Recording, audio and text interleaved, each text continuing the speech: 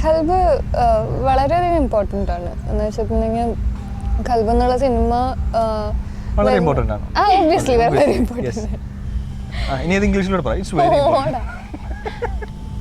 രാധികുമാരൊക്കെ ഇങ്ങനെ ഹാൻഡിൽ ചെയ്തിട്ടുണ്ടായിരുന്നു? അന്ന് ഭയങ്കര ഞാനും കാട്ടുകോഴിയായിരുന്നു. സീരിയസ്ലി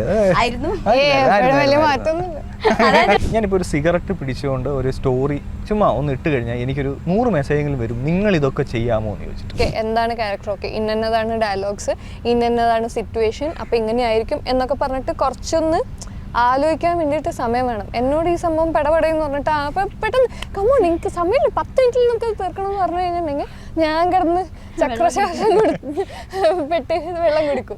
ഞങ്ങൾ ആ ഗ്യാങ്ങിൽ ഞങ്ങൾ 4 പേര്, അത്രയും പേരുള്ള ഗ്യാങ്, ആ ഗ്യാങ്ങിൽ എനിക്ക് മാത്രമേ ഉള്ളൂ ഒരു അഫെയർ ഉള്ളത്.